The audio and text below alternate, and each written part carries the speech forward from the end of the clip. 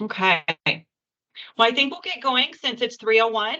I would like to welcome everybody to our webinar series, and this is our first of a few, a one-way ticket to success webinar hosted by our Full Circle Employment Solutions team. We are super excited that you chose to participate today, so thank you for being here. My name is Amy Wallish, and I am the founder and CEO of Full Circle, and I will be one of a few facilitators, and I will let Jamie and Heather also introduce themselves for a moment.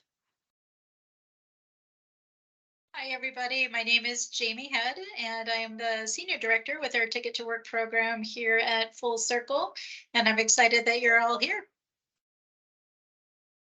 Hi, everyone. My name is Heather Miller. I'm a Ticket to Work coordinator and certified benefits counselor at Full Circle, and I am also excited to be here today to see everyone. Great. Thank you, ladies. We also have Hillary Strader in the background helping us with our chat and any technology issues that you may have. We are using chat function today. So just a couple of housekeeping items. I just want to remind everybody up on the screen, if you can see it, is the way to access and start closed captioning if you need that. It will only start for yourself. So if you need that, please follow those instructions. Hillary's also going to pop that in the chat. We are recording this session and everybody's mics and cameras have been turned off for this part of participating. We do encourage you and ask if you have any questions, please feel free to use the chat. We're going to try to get to some of those. Please, as a reminder, do not include any personal information when you ask a question in the chat and make sure, just make sure that it's generic. And finally, we hope that you'll have fun and that this will be a informational session for you. So we would like to start out with one poll that Hillary's going to put up for us a minute.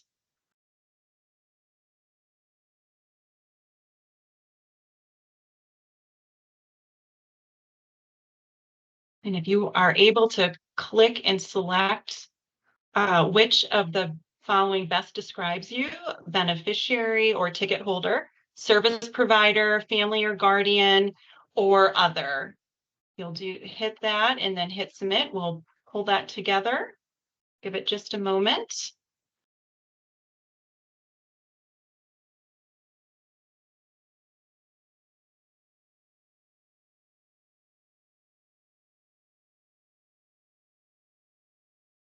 Okay, great. This is fantastic. It looks like we have about 60, well, it's still going. So we'll let people go ahead and put that in there and it'll actually, it's going to show up in the chat so you'll be able to see that. But right now it looks like we have about 66% of you all participating are some sort of service provider. So we really appreciate you taking time today for this quick call. 21% beneficiary, family guardian 4%, and 9% other. So thank you so much for participating with that. All right, let's go to our next slide. And oh, wait, so yes, okay. So we are going to use the information that you've just provided us. It's super helpful for us to know. And we wanted to ask this question, throw it out there, and we are going to discuss it. But if you know or have any ideas about what is Ticket to Work, please feel free to put that in the chat a minute so we can see what you know about Ticket to Work or what it is.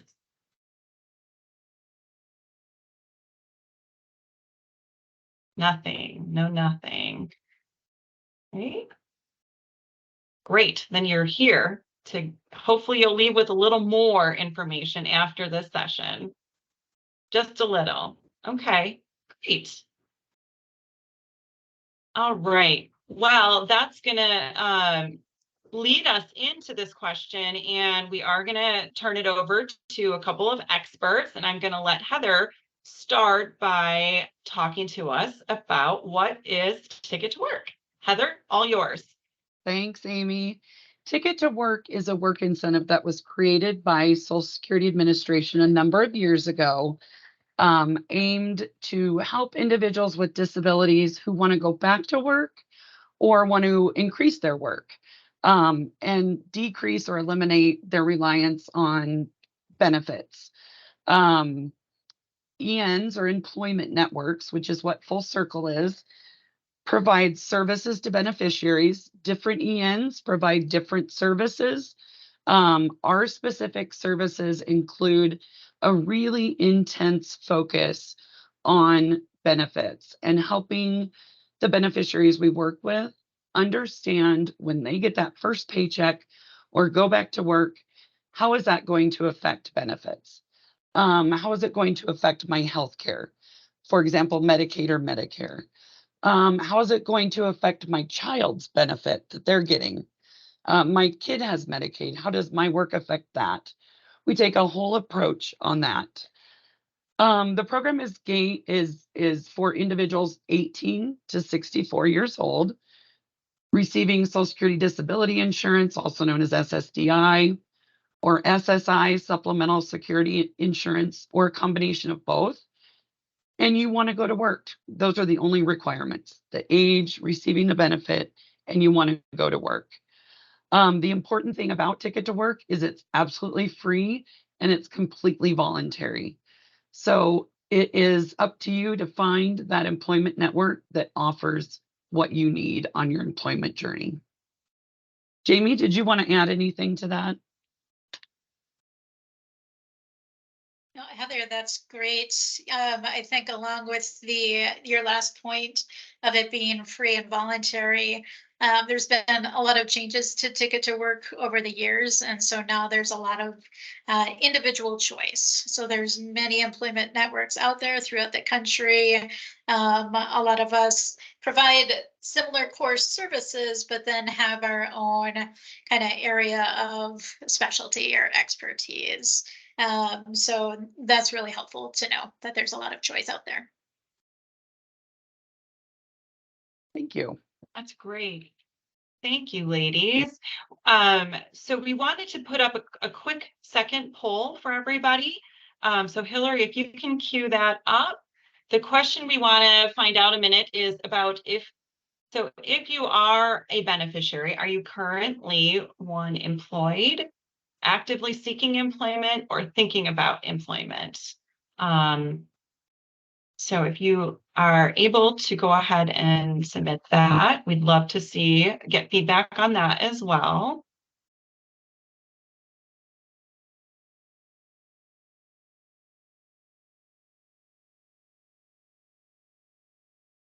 Okay, great.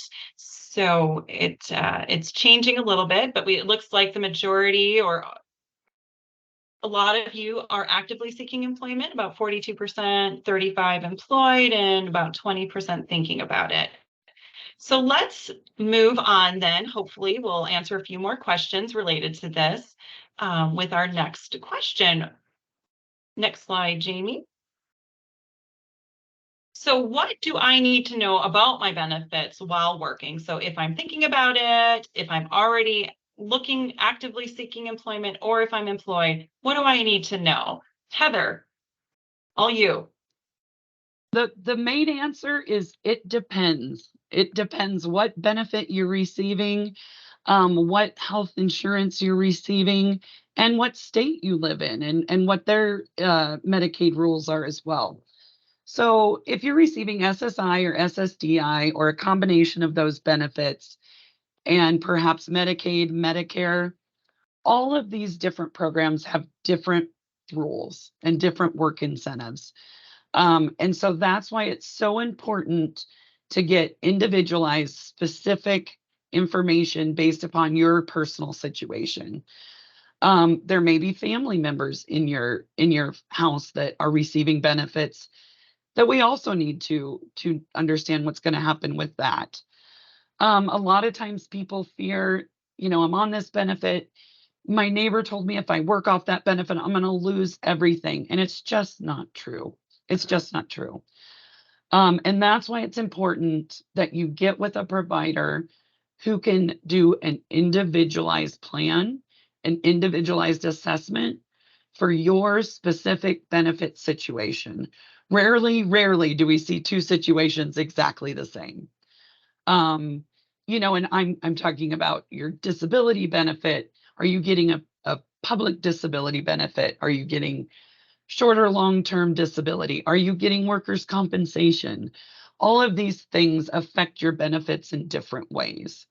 Are you self-employed? Are you wage employed?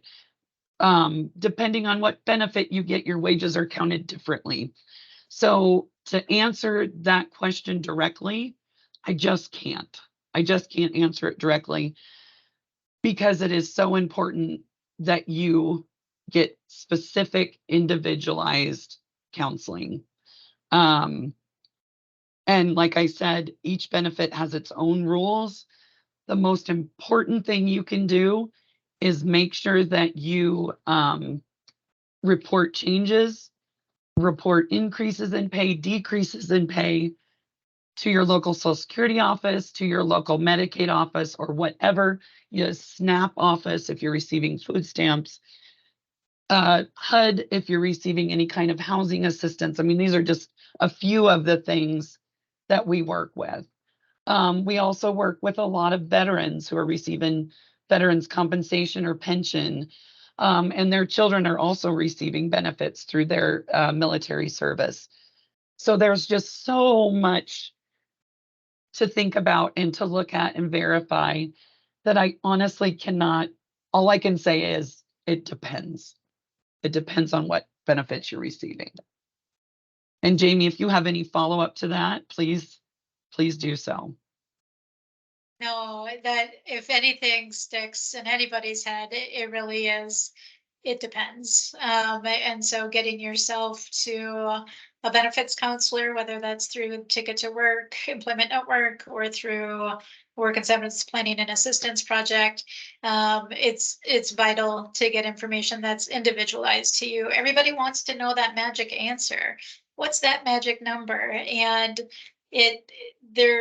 while there are some standards that Social Security sets, everybody's personalized situation makes it different. So Heather, you're absolutely right, that it depends. One thing that you said earlier that I wanted to just kind of reiterate is that, I think a lot of times people look at just your specific benefits as the client or as the beneficiary. But oftentimes, like Heather mentioned earlier, it really is about the family unit, what's going on with children or spouse or partner or whoever is in your household that might have income or have other benefits. We help you to look at all of those aspects. And then reporting, Heather, you mentioned, reporting is so important, and it's so true. And not only is it important to report when you get a job or when you stop or when the wage changes, but also to continually report to Social Security at least on a fairly regular basis. It kind of depends on your benefit, but it's good to report monthly for a lot of folks, just so that Social Security can try to keep up with what you're reporting.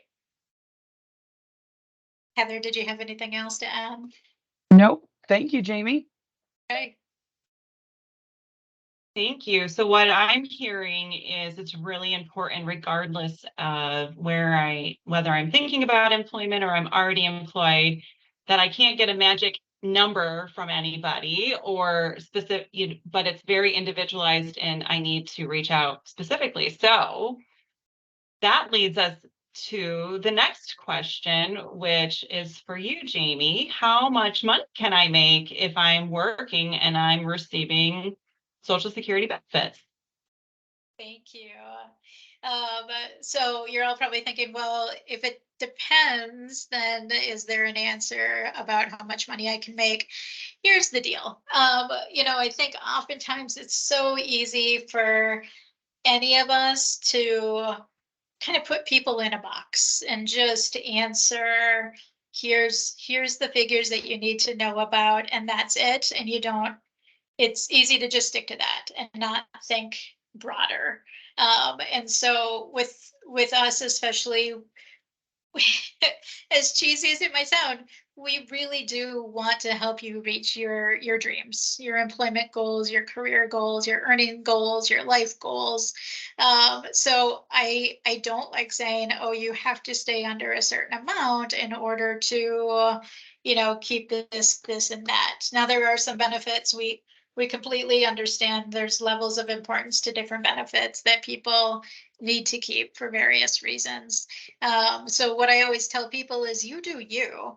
The sky's the limit, but with the sky being the limit, it's important to then know, okay, based on what my goal is, what is that going to mean as far as my benefits? How do I manage the changes? When will my benefit either reduce or maybe suspend? What are the options with healthcare? I know a lot of folks receive Medicaid and Medicare when they're receiving SSI or SSDI. And what's really nice, I think there's a big misconception out there where people are told, or they think that, well, gosh, if my SSI or SSDI stops, then that means my healthcare stops. And if my healthcare stops, then I can't afford the out of pocket, which means then I can't work. And so we try to coach and teach to, okay, yep, even if your cash benefit were to be reduced or suspended, and when I say that, I mean the SSI or the SSDI, there's a lot of wonderful options to maintain your health care for quite a while. So in a lot of states, not every single state, I want to put that caveat out there, but in a lot of states, through Medicaid, there's a Medicaid program called Medicaid buy-in. And every state kind of labels that specific Medicaid category a little bit differently, but the gist or the point is that it's for folks with disabilities who are employed. And the goal is to be able to provide that category of Medicaid to people who are earning more, which means that those income limits oftentimes are a lot higher, allowing you to keep the Medicaid and then keep your Medicaid related support. So I know a lot of folks out there, you might be receiving Medicaid waiver community services. Maybe you're receiving personal care assistance that relies on you having that Medicaid. So there's a lot of nice options out there for keeping that health insurance. There's even for folks who are receiving SSI, there are some really nice safety nets.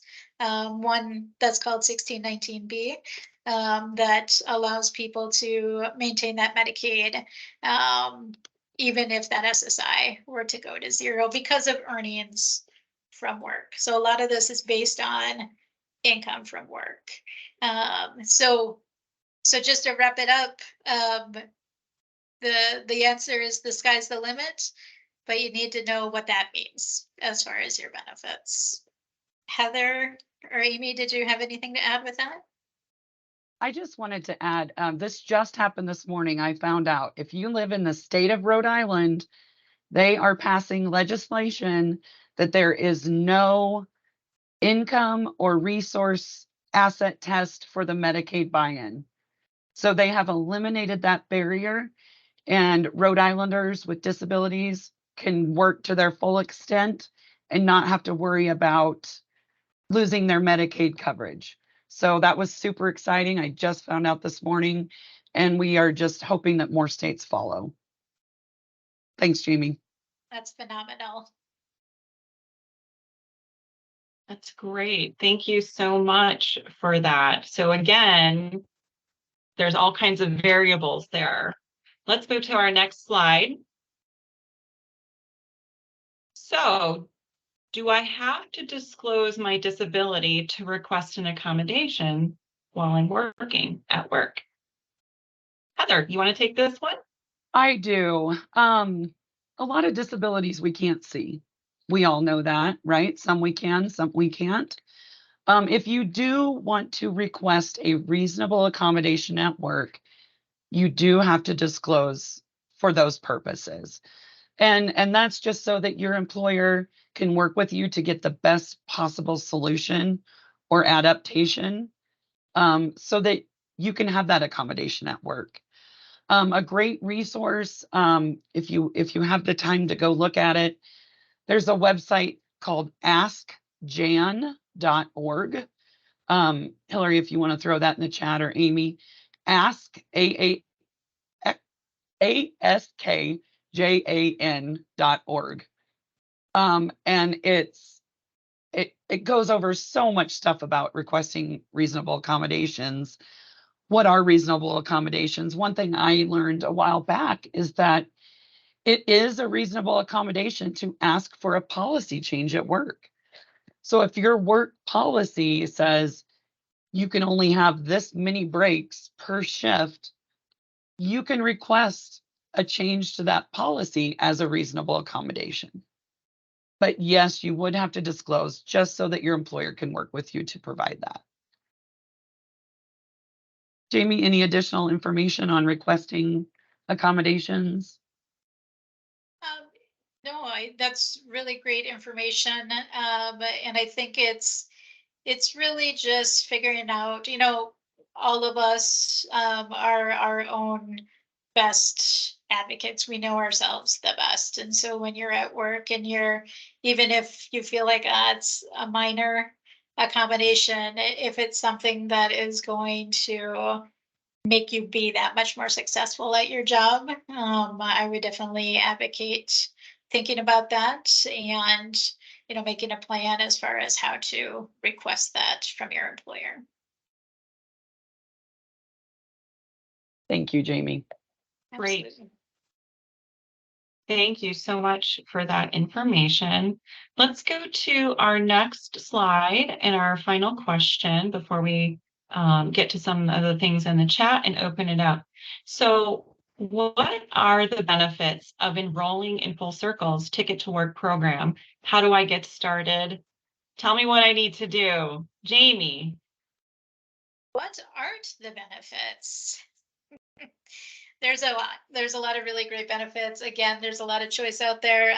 Specifically, though, with Full Circle Employment Solutions, one of the things that I really pride ourselves on is that when you assign your ticket to our employment network, you get one dedicated ticket to work coordinator. That is your primary point of contact with us. So you've got that one person that you can reach out to when you have questions or when there's changes and you need to talk through, the different pieces. All of our ticket to work staff are phenomenal. I'm a little bit biased, but they're really great at providing the services, getting back to you when you call, email, or even text. So there's multiple ways of reaching us. Heather kind of mentioned it a little bit earlier. One thing, with Full Circle Employment Solutions is that we do have a team of benefits counseling experts. All of our staff are certified benefits counselors through Virginia Commonwealth University. And we have a lot of different, a lot of experience throughout the country with the benefits counseling. So that's the other thing to mention with Full Circle is that we are a national employment network, which means that we do provide services virtually to beneficiaries throughout the entire country, all 50 states. As far as services besides the benefits counseling, what's nice is that, we do a lot of analyzing and benefits counseling on the front end, but then we do provide ongoing benefits counseling supports. We all know things change. Sometimes, you're on a pretty steady path, and then sometimes things might change. You might have to stop working for a bit. and then go back to work again in the future. So we're there along the way as your journey changes. We're also here to provide guidance with problem solving, issues at work, or guidance and requesting accommodations, guiding and reporting wages to Social Security and other benefit agencies. And then if something were to change down the road with your job, where you were looking for another job, or let's say your job stopped and you needed to get into a different type of job, we can help with job search assistance that way as well. So things like resume updates, help with finding job leads, working through mock interview questions and different supports like that. And so how to get started. If you are interested in our Ticket to Work program specifically, you can contact us, and you'll have all of our contact information here on the next slide. And again, we'll be sending this information out to everybody that registered afterwards, so you'll have our contact information that way. But you can contact us. We can discuss your individual situation, see what makes the most sense, and then if you're assigning your ticket to us, we complete an individual work plan form over the phone, and then we get that out to you to sign, and then we get started after that. So it's a fairly smooth and easy process. So as you have questions, let us know. Fantastic. Thank you, Jamie. I would just add on to that. There's a couple of questions in here. So this, I would say if you want to find out whether or not you have a ticket, you can also call the Ticket to Work helpline, which Karen put in the chat. It's the 866-968-7842 number. Just to find out, but also an employment network, so we could help determine whether or not you're eligible based on that as well. The other thing I would just say, again, I guess I didn't really say that. There's some questions in the chat around other details, and I just want to say this is just our first session. We will have some other webinars. We will probably have one that's geared more towards service providers, but we really just wanted to put one out there just to start about what is our program, who we are, and just some very basic general information. So I would say look forward to some additional announcements when we get those scheduled over the next few months. But I think we are almost out of time. So let's go put up our last slide that has our contact information, which when we send it out, you'll also have that. Are there any questions that we can address quickly that that Hillary, you have seen in the chat that we should address right now?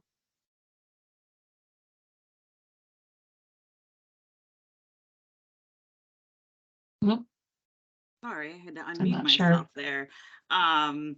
There are a couple questions about how much the program costs and any fees associated with joining the Ticket to Work program. I did quickly address that, but wanted to let everybody know that the Ticket to Work program is completely free and voluntary. There are no costs associated with joining the Ticket to Work program. Another good question in here, Jamie, do we assist with finding employment? We certainly can, depending on your goal. A lot of times if folks come to us and they're already working and then the job ends, we can certainly assist, with additional job search assistance to get you back into a job. But again, it depends on your specific situation, but the final answer is yes, we can help with employment search. Great, thank you. Heather, here's a question for you. Really good one that was asked. When can a legal guardian step in and advocate for an SSI beneficiary? Oh, whenever they want to or need to. Jamie, do you have anything else to add to that? I would say as much as they need advocacy, to step right in. Yeah, and I think just to be clear, there is a difference between a legal guardian and a parent. So a legal guardian is somebody that you've actually gone to court and you have legal guardianship over somebody. So if that's the case, then yes, you can communicate on behalf of your beneficiary with Social Security at any time. Awesome, thank you. Great. Let's see, here's another one. What will I have to provide to see if I'm still a candidate for Ticket to Work? I'll jump in real quick. When you contact us, one of the things, first of all, we'll talk about what your personal goals are. What are you doing right now for work? What has your experience been? What do you want to do? What assistance do you need? But then as far as details, we do need your Social Security number so that we can verify if you have a ticket, and if your ticket is assignable, along with your first name and last name. Those are kind of the vital things that we need up front. And then from there, as we put together a plan, then we'll get more information, like your contact information and information about the supports you need and all of that good stuff. Thank you. And I'm going to jump in here because I want to honor our time. We started a couple minutes late. We're going to end just a couple minutes late. The other thing that I would just say about the ticket program, the goal is really to work your way off those cash benefits eventually. And so if you are interested in working your way towards that goal, then the Ticket to Work program is probably a perfect, fantastic program for you. And again, there's lots of ENs out there. If that is not your goal, to eventually work your way towards benefits stopping, then the ticket program is probably not the best fit, but we can also address additional resources for you. I want to just end with, we have 2 additional polls that I'm going to have Hillary put up. They will also be in the chat. And as she's putting that up, I would love to just thank everybody for participating. I can't believe how fast this half hour went. Thank you for all of the questions and feedback in here. If we did not answer your question, or we left you with, I need more information now, please feel free to reach out to us at the ticket@fullcircledc.com email. You can poke in our website or give us a call, and we do pride ourselves on returning every email and every phone call that people requesting information. So the poll questions are, would you be interested in attending upcoming Ticket to Work webinars in this series? Yes, no, or maybe. And how helpful has this webinar been for you? That was the first question. Highly beneficial, somewhat beneficial, or not beneficial? And we did, when we organized this, we did ask for people to send in questions, and we did gear this conversation around some of the questions that you all submitted to us. So we really appreciate, again, your time.